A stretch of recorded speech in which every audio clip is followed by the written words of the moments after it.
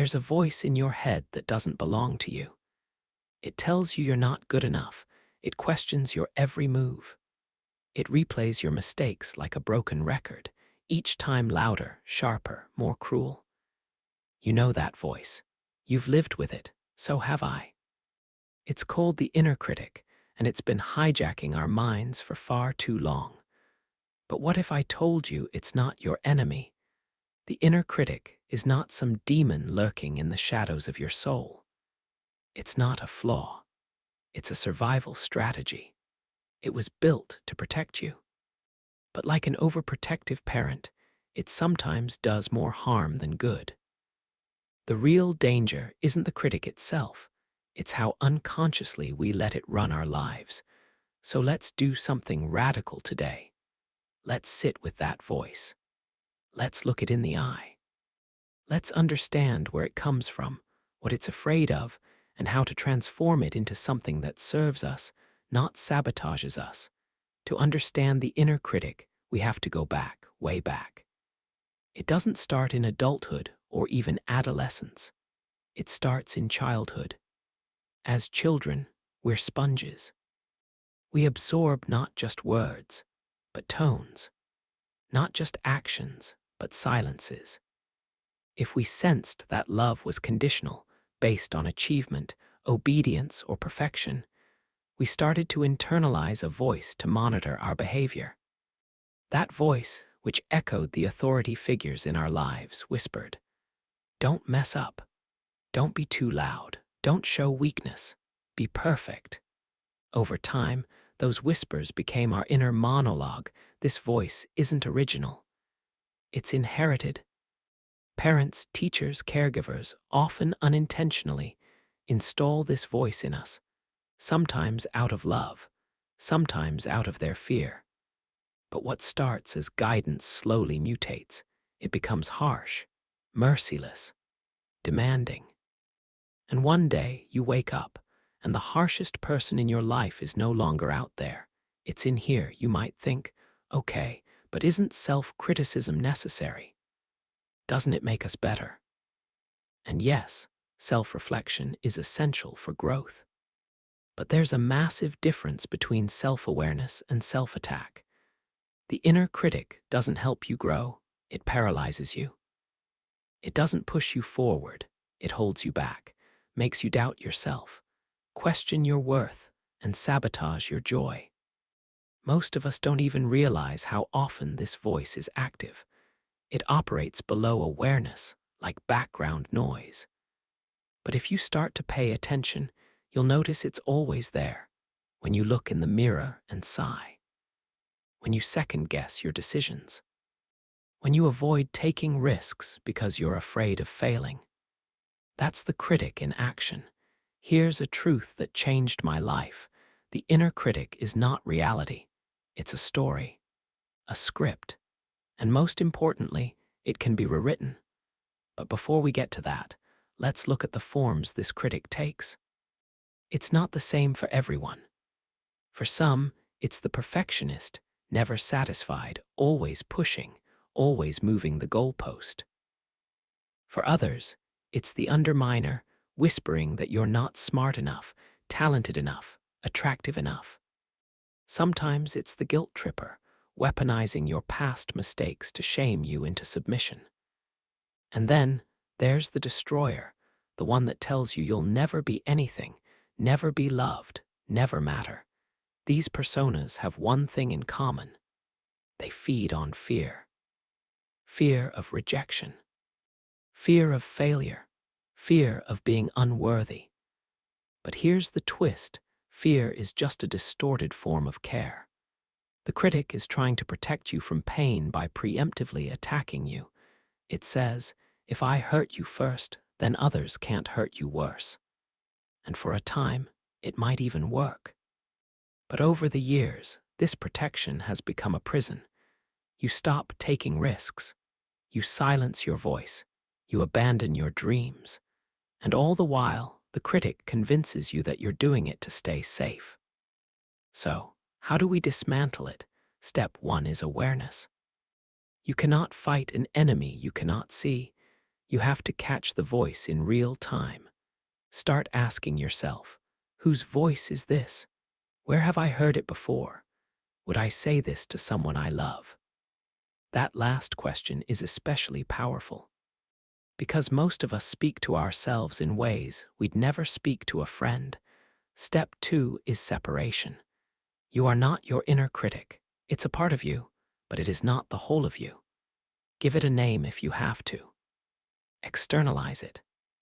Imagine it as a character, the anxious teacher, the critical parent, the perfectionist boss. This isn't to blame, but to witness, to create space between you and it. Step 3 is inquiry. Challenge the voice. Is what it's saying true? Where's the evidence? What would a wiser, kinder part of you say instead? This is where you start to build a new internal narrative, one rooted not in fear, but in compassion. Now, I know some of you might be thinking, but I need that voice. If I'm too gentle with myself, I'll become lazy or weak. That's another trick of the critic. It pretends to be your motivator, but it's your jailer.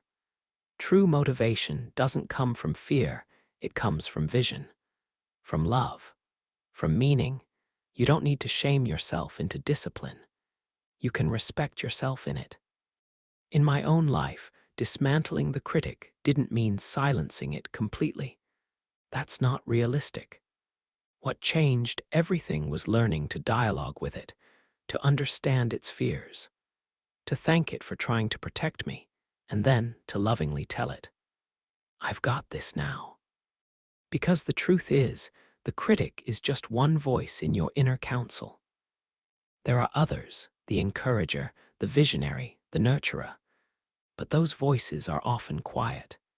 They've been drowned out, and it's time to let them speak again. If we don't heal the inner critic, we start projecting it outward. We judge others harshly.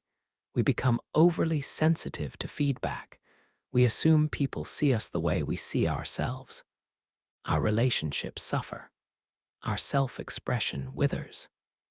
And worst of all, our dreams shrink to fit the prison our critic built for us.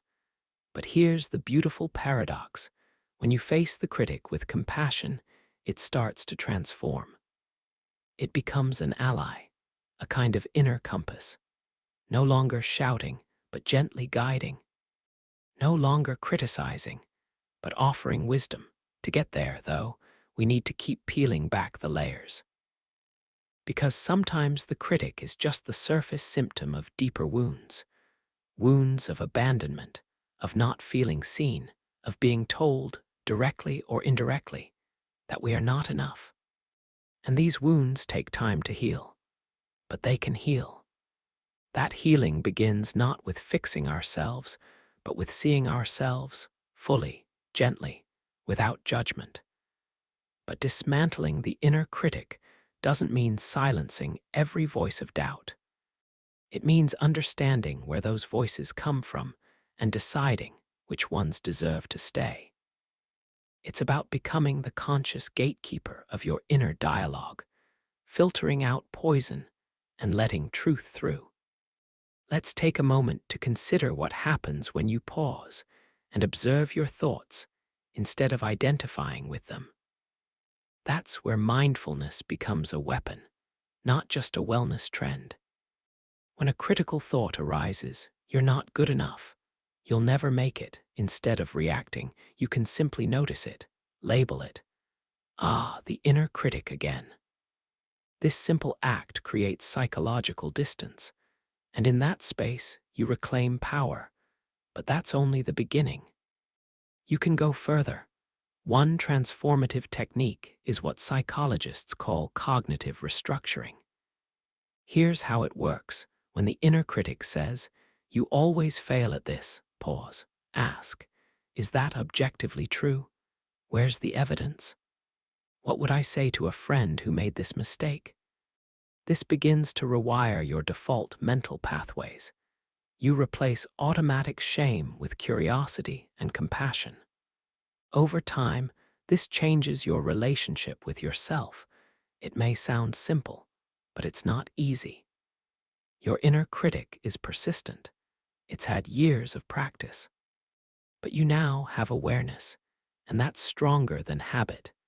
Another powerful tool, writing letters to yourself. Yes, it sounds awkward at first, but the practice of self-compassionate journaling is one of the most effective ways to expose and reframe the inner critic.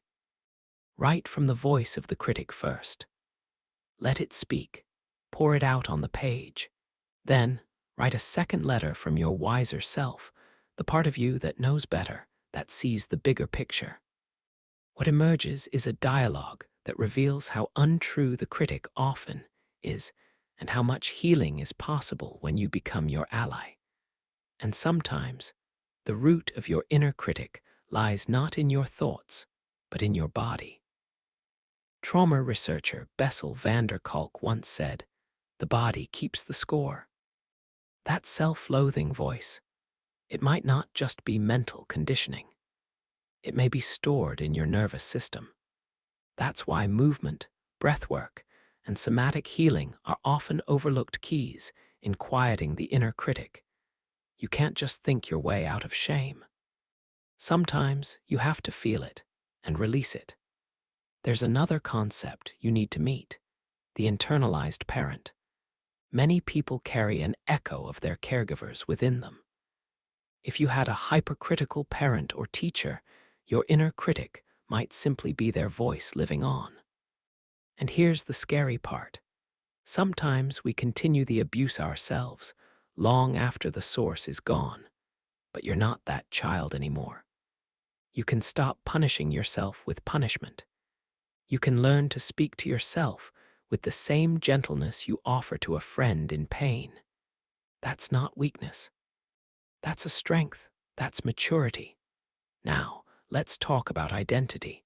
Many people build their entire self-image around being not good enough. It becomes familiar, safe even. Letting go of the inner critic can feel like a loss of identity. If I'm not the broken one, who am I? That's the scary part, but also the beautiful part. Because when you quiet the inner critic, you don't just remove pain, you make space for something new to emerge. A stronger voice, a more grounded presence, a deeper sense of self. You may even begin to hear the voice of intuition. Unlike the inner critic, which shouts, accuses, and attacks, intuition whispers. It doesn't speak in harsh judgments, but in quiet knowing. And the more you dismantle the inner critic, the more you make room for this voice to be heard. It's not about becoming blindly confident.